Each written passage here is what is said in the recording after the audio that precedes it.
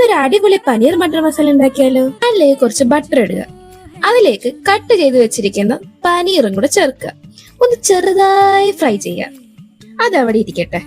ഇനി വേറൊരു കടായിലേക്ക് ബട്ടർ ഓയിലും കൂടെ മിക്സ് ചെയ്ത് ഒഴിക്കുക. അതിലേക്ക് ചതച്ച് വെച്ചിരിക്കുന്നത് ഇഞ്ചി വെളുത്തുള്ളിയും കൂടെ ചേർത്ത് നന്നായി മൂപ്പിച്ചെടുക്കുക. ഇനി കുനുകുനാന്നരിഞ്ഞിരിക്കുന്ന സവാള ചേർത്ത് നന്നായി സോട്ട് ചെയ്തെടുക്കുക. ആവശ്യത്തിന് ഉപ്പ് ചേർക്കണേ. അത് നന്നായി വാടിക്കഴിയുമ്പോൾ അരിഞ്ഞു വെച്ചിരിക്കുന്ന നമ്മുടെ തക്കാളി കൂട്ടരെയും കൂടെ ചേർത്ത് നന്നായി ഇളക്കി അടച്ചു വെച്ചൊന്ന് വേവിച്ചെടുക്കുക.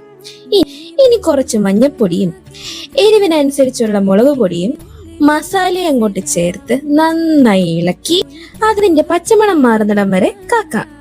പച്ചമണമൊക്കെ മാറിയതിനു ശേഷം നമുക്കത് ആറാനായി വെക്കാം. അതിൽ നിന്ന് കുറച്ച് ഗ്രേവി മാറ്റി വെക്കണേ, എല്ലാം കൂടെ അരച്ചു കളയരുത്. ഇനി അതേ കടായിലേക്ക് ഫ്രഷ് ഗ്രീൻ പീസും കുറച്ച് വെള്ളവും ലേശം ഉപ്പും ചേർത്ത് അടച്ചു വെച്ചൊന്ന് വേവിച്ചെടുക്കാം. വെന്ത് കഴിയുമ്പോൾ നേരത്തെ അരച്ചു കളയില്ലേ എന്ന് പറഞ്ഞില്ലേ എല്ലാം കൂടി, അതിന് സ്വല്പം ചേർത്ത് നന്നായി ഇളക്കി കൊടുക്കുക.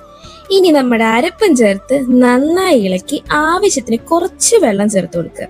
ഇനി ഒന്ന് തിളച്ച് വരുമ്പോൾ അതിലേക്ക് ഫ്രൈ ചെയ്ത് വെച്ചിരിക്കുന്ന നമ്മുടെ പനീർ ചേർത്ത് കൊടുക്കണം. ഇനി ആ മസാലയൊക്കെ ഒന്ന് പിടിക്കട്ടെ. 8-9 കാഷ്യൂനട്ട് കുതിർത്ത് വെച്ച് അരച്ചതൊന്നും കൂടെ നമുക്ക് അത് ചേർത്ത് കൊടുക്കാം.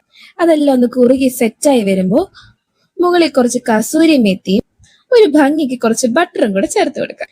അപ്പൊ നമ്മുടെ ടേസ്റ്റി ആയിട്ടുള്ള ബട്ടർ പനീർ മസാല റെഡിയായി. അപ്പൊ ട്രൈ ചെയ്ത് നോക്കിയിട്ട് അഭിപ്രായം പറയാൻ മറക്കരുത്.